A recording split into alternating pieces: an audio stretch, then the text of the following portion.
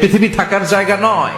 কিয়ামতের সময় আল্লাহ তাআলা মালাকুল মাউতকে বলবেন, সবার রূহ কবজ করে ফেলো, সবার, কেউ থাকবে না, সবার রূহ কবজ হয়ে যাবে। আল্লাহ মালাকুল মাউতকে বলবেন, মালাকুল মাউত কি অবস্থা?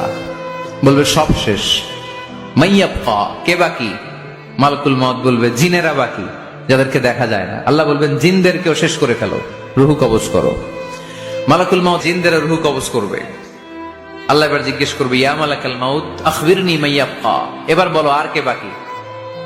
মালাকুল মাউত বলবে, আল্লাহ মানুষগুলো সব শেষ, জিনগুলাও শেষ, এবার বাকি ইবলিস শয়তান। কে বাকি? ইবলিসরেও শেষ করো, ইবলিসও শেষ। আল্লাহ আবার জিজ্ঞেস করবেন, ইয়া মালাকাল মাউতি মাইয়াবকা, আর কে বেঁচে আছে বলো?